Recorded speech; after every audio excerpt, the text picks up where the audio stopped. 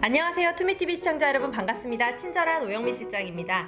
이 대한민국 부동산 시장 너무나 혼란하고 갑갑스러우시죠? 여러분들께 도움이 되는 그런 방송 준비하고 있으니까요. 오늘도 많이 시청해 주시고요. 우리 김재경 소장님 자리에 모셨습니다.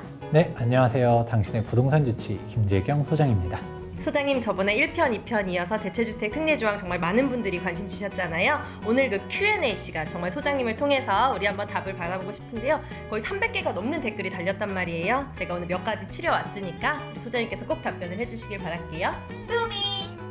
자, 그럼 첫 번째 질문을 좀 추려봤습니다. 많은 분들이 공통적으로 궁금하신 부분인 것 같은데요. 대체주택 특례조항 사례 1번에 대해서 문의 주신 부분입니다. 제가 한번 읽어볼게요. 네, 첫 번째 질문 한번 읽어보겠습니다. 지영킴님 2달 전에 올려주셨네요. 자, 제가 찾고 있던 정보였습니다. 감사합니다. 그런데 저는 잠시 다룬 1번 사례인 것 같아서 질문을 드리고자 합니다. 2017년도 4월에 재개발 A 매수하셨고 2019년 12월에 재개발 B 사업 시행 인가 완료된 곳을 또 매수하셨네요.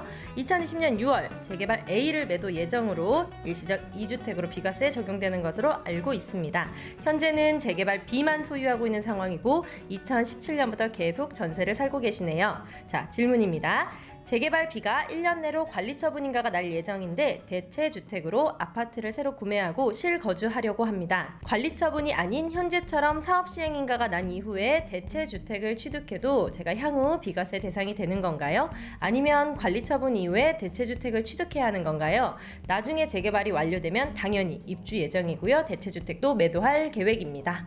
네, 지금 질문이 뭔가 긴데 사실 되게 간단해요. 이런 건 어떻게 보시면 되냐? 본격적으로 진행하기 전에 이 대체주택이란 말이 계속 나올 거니까 이거 좀 구분을 하고 시작할게요. 다시 한번. 자, 네. 사례 1번. 재건축, 재개발을 가지고 있다가 아파트를 취득할 때의 대체주택은 소득세법 시행령 제156조의 2의 5항이다. 네. 그리고 사례 2번. 아파트를 가지고 있다가 재개발을 취득하는 경우 이때에 대한 대체주택은 동조항의 4항이다. 이런 식으로 이야기해 보도록 시작할게요. 해당 부분은 우선 5항에 대한 부분인 거예요. 사례 1번. 네. 자, 그렇게 되면 종전에 있었던 주택, 일시적 2주택 얘기했었잖아요. 뭐 그거는 신경 쓸 필요 없어요. 종전주택은 팔았으면 되니까. 내가 그러면 남는 게 무엇이냐? 사업시행 인가가 난 재개발 혹은 재건축만 있는 거잖아요. 그렇죠. 이 상태에서 대체주택을 나기 위해서는 우리가 사례 1번에 대한 부분 우리 어떻게 얘기했었어요? 사례 1번은 이제 B에 대한 취득 시점을 종전 영상에서 한번 설명을 했었잖아요. 네. 이제 B 취득에 대해서 언제 사야 된다? 이거는 언제부터라고만 했었죠? 사업시행인가 이후요. 관리처분인가 이후에 취득하면 안 된다는 이야기 했었었나요? 사업시행인가 이후에만 언제든지 비주택 취득하는 그 시점 아닌가요? 네, 맞습니다. 그렇기 때문에 해당 B 대체주택은 A가 사업시행 인가만 났다라고 하면 네. 얘가 관리처분 인가가 나든 안 나든 언제든지 사도 된다. 이런 식으로 해서 첫 번째 질문 답변이 되었습니다. 네, 두 번째 질문 바로 드리겠습니다. 우리 권희도님께서 댓글을 달아주셨는데요. 한번 읽어볼게요. 너무 감사드립니다. 완전 제 경우네요. A주택의 잔금을 19년 5월 13일, B 입주권 완공이 2023년 12월에 예상되고 19년 5월 16일, 단 3일 차이라서 이 비과세 혜택에 적용 안 되는 줄 알았는데 전문가한테 문의했어도 A, B 사이에 1년 텀 있어야 된다. 요거는 좀 아닌 거죠? 네, B 입주권 완공 후에 A주택 2년 내 팔고 B주택에 2년 이상 살면 A, B 주택 둘 다 비과세라는 거죠? 너무 감사드립니다. 외식 한번 해야겠네요. 네, 이 부분은 정말 첫 번째 영상 찍었을 때도 강조 많이 했었던 건데 A주택과 B 대체주택 사이에 텀이 1년이 넘어가야 된다 했나요? 아니요, 1년 안쪽이요. 그렇죠. 1년 아니라도 상관없어요. 네. 저는 극단적으로 이거 3일 이틀 만에 이렇게 비과세 받은 사람도 봤었어요. 사실 이분은 노리고 한 건 아니었었는데 결과론적으로 비과세 받을 수 있습니다 라고 하면서 대체주택 특례 조항을 통해 가지고 비과세를 받았던 사례가 있습니다. 너무 보람차고 뿌듯한데요? 네. 그러면 세 번째 질문 바로 또 넘어가겠습니다. 공통된 질문을 많이 주셨기 때문에 저희 홍진민님께서 올리신 거 제가 한번 읽어보도록 할게요. 관리처분 인가 후 조합원 승계 입주권 A를 매수하여 현재 보유 중입니다. 입주권만 보유 중이고 다른 주택은 없는 상황인데요. 1주택 B를 제가 추가 매입하여 입주 전까지 직접 거주하려 합니다. 그럼 대체주택이 가능한 건가요? 많은 분들이 비슷한 질문 주셨거든요. 이것도 한번 대답 주시죠.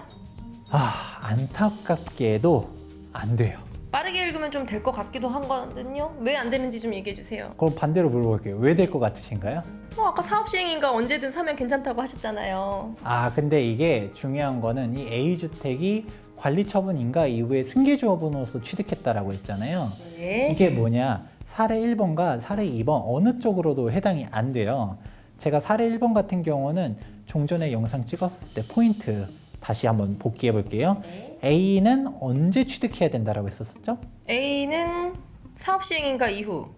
사업시행인가 전에 사도 됐지만 그쵸. 적어도 관리처분인가 전에는 사야 된다. 얘는 관처 전 취득이에요. 이게 관처 중요하죠. 전에 취득했어야 됐고 네. 사례 2번에서 이제 비재개발이 요게 이제 관처 후에요. 네. 관처 후에 취득해야 사례 2번이다. 근데 이거는 A를 관처 이후에 샀잖아요. 맞습니다. 내가 종전에 일반 아파트를 가지고 있는 상태에서 관리처분 인가난 B를 샀다. 그러면 사례 2번으로 갈 수 있는데 A주택이 관리처분 인가 전에 샀다라고 하면 사례 1번으로도 갈 수 있는데 얘는 어느 쪽에도 해당 사항이 안 되는 부분인 거죠. 좀 활용하기에는 안타깝지만 실패? 그쵸. 아쉬운 상황이네요. 그냥 내가 관리처분 인가 난 다음에 매수한 주택이 그냥 완공될 때까지 봐야지 추가적인 대체주택 특례 조항을 활용해 가지고 새로운 주택을 또 비과세 받기는 어렵다라고 할 수 있습니다. 네, 우리 대체주택 특례조항 이용한 여러 케이스들 여러분들께 소개를 해드리고 있고요. 여러분들께 맞는 해답이 되었으면 좋겠습니다. 바로 다음 질문도 이어가도록 하겠습니다. 많은 분들이 공통된 질문 주신 분들 초렸습니다. 김바로님께서 질문 주셨습니다. 특례조항을 적용받고 기존 주택 매각 후에 신축 입주 상태인데 또다시 입주권을 제가 매입해서 특례조항을 적용받을 수 있을까요? 이것도 새롭네요. 답변 부탁드릴게요. 이거 좀 되게 특이하긴 하는데 제가 하나씩 설명해 드리도록 하겠습니다. 대체주택 특례 조항을 이미 적용받았다라고 했잖아요. 그렇죠. 이 발 빠르신 분들이 예, 있네요. 빠르십니다.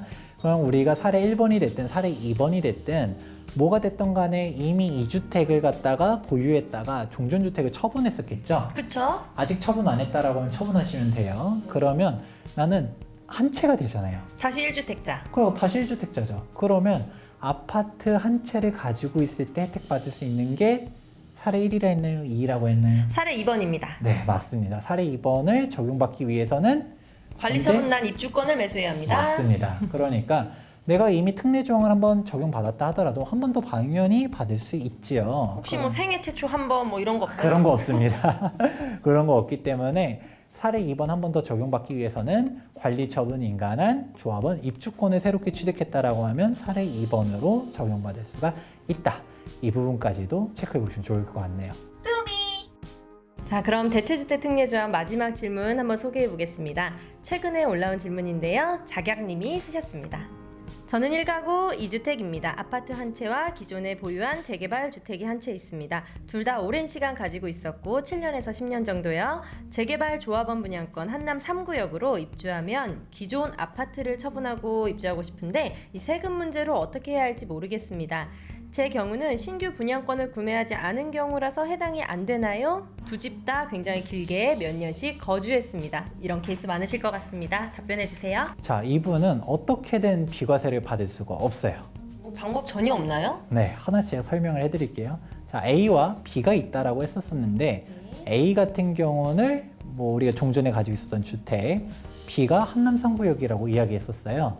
그렇다 보니까 일단은 오래 가지고 있었으니까 일단 대체주택 성립이 안 되는데 그러면 뭔가 팔면서라도 받을 수 있을까요? 라고 생각해 볼 수 있지만 안 돼요. 사례 1번 같은 경우는 첫 번째 요건이 되게 중요하다는 이야기 했었어요. 네. 최초 사업 시행 인가 시점에 1주택이어야 된다는 이야기 있었잖아요. 아, 거기서부터 그쵸. 일시적 2주택까지는 봐준다 라고 했는데 이분은 이미 거의 7, 8년 전부터 2주택이었다 하니까 당연히 그게 아니겠죠. 그러니까 사례 1번 적용받을 수가 없고요. 나중에 팔게 돼도 사례 1번은 이래저래 적용받을 수 없다. 그럼 사례 2번으로 가야 되는 건데 그럼 내가 주택 하나를 일단 세금 내고 팔아요. 그 다음에 관리처분 인가난 입주권을 취득한다. 이런 식으로 가면 될 텐데 한남 3구역은 아직 근데 한남 3구역을 그러면 팔아야겠죠. 한남 3구역 팔고 관리처분 인가난 다른 걸 살 거냐? 아마 한남성구역 안 팔 것 같은데 네. 그러기 때문에 사실 이제 사례 2번 자체도 활용받기가 쉽지가 않을 것 같습니다. 분명히 대체주택 특례 조항을 활용할 수 있는 케이스도 분명히 많지만 활용할 수 없는 안타까운 사례들도 몇 건 있네요. 네, 지금 오영미 실장님께서 준비한 질문은 여기까지인가요? 네, 수많은 질문들 중에서 지금 제가 공통적인 걸 좀 모아봤습니다. 제가 소개드리지 않은 질문들도 굉장히 많거든요. 그러면 제가 기억나는 질문들 몇 가지만 좀 이야기해 볼게요. 네. 우선 첫 번째로 생각보다 많은 질문들이 관리처분 인가한 조합원 입주권을 매수해야지 사례 2번이 된다 이런 이야기 했었잖아요. 그렇죠. 그런데 질문 중에서 무엇이 있었냐? 관리처분 인가하면 전매 안 되는 거 아니에요? 라는 질문이 맞습니다. 생각보다 많아요. 2018년 1월 24일 이전에 사업시행인가를 신청한 재개발구역은 관리처분인가 이후에도 전매가 자유롭게 가능합니다. 빙고. 띠를. 네, 맞습니다. 2018년도 1월 24일을 기준으로 해서 이전에 사업시행인가를 신청한 조합이 나중에 관리처분인가가 났다라고 하면 전매가 가능하고요. 사업시행인가가 이후에 났다라고 하면 관리처분인가 나면 전매가 안 되는 거죠.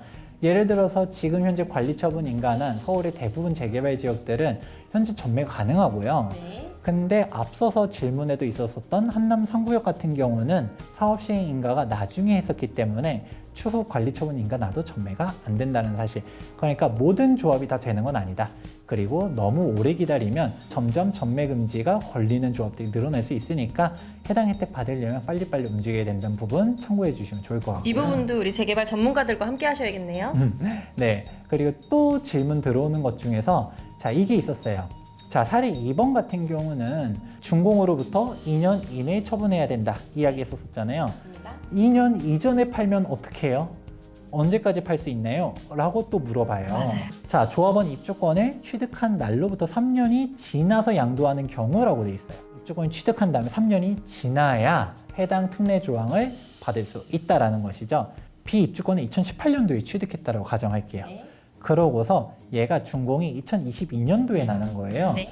그럼 입주권 취득으로부터 3년이 지난 다음에 네. 2021년도부터 이 소득세법 시행령 제156조의 2의 4항을 적용받아서 비과세 받을 수 있다. 그러니까 준공 시점이 22년도라고 하면 이 사이까지는 매도할 수가 있다. 이런 식으로 할 수 있는 건데. 15개. 네. 그쵸. 근데 한 가지 더 물어볼 수 있어요. 왜 3년이에요? 물어볼 수 있잖아요. 그렇죠. 뭐 더 빨리 팔면 안 돼요? 라고 했을 때 이미 조항이 있어요. 제156조의 2의 3항이라고 써 있잖아요. 네. 이 3항 내용이 이거예요. 우리가 관리처분 인가가 난 입주권을 샀었을 때 이 경우는 1년 텀이 더해야 되고요. A랑 B 간에. 그러면 종전주택을 3년 이내에 팔면 그냥 일시적 1세대 2주택 비과세가 된다. 3년 이내에는 이 3항으로 비과세 받을 수 있고 3년이 넘어가면 4항으로 비과세 받는다. 이런 식으로 정리해 볼 수 있어요. 서비스 기간이 좀 늘어나네요. 그렇죠. 그러면 어떻게든 비과세를 받을 수 있다. 이렇게 생각해 보면 좋은데 여기서 한 가지만 주의해야 되는 거는 얘는 1년 텀이 있어야 되는 거예요. A와 B 간에 1년 텀이 넘어야 되기 때문에 오, 네. 예를 들어 17년도 뭐 한 6월 달에 취득했다. 네. 그럼 얘랑 1년 텀이 안 돼요. 네. 그러면 이 기간에는 비과세를 못 받겠죠. 아, 요게 또 이어지는구나. 3항은 네. 못 받고 4항 같은 경우는 1년 텀이 없어도 된다 했잖아요. 네네네. 4항은 받을 수 있다. 사례 2번 같은 경우 우리가 멸실되면 취득세 4.6을 낸다. 그런데 준공 냈을 때 건물분에 대한 부분 취득세 한 번 더 내야 되잖아요. 맞아요. 이중과세 막 그쵸. 시끄럽죠. 네. 그러면 이때 내가 2주택자라고 하면 8% 내는 거 아니냐?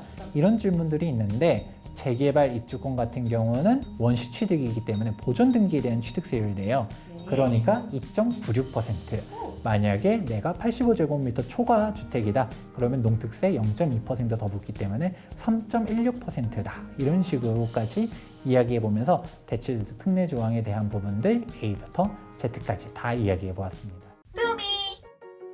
자, 이렇게 제가 생각나는 대표적인 질문까지 한번 이야기해 보았었는데 여러분들 대체주택 특례 조항 정말 A부터 Z까지 완벽하게 알 수 있을 것 같고요.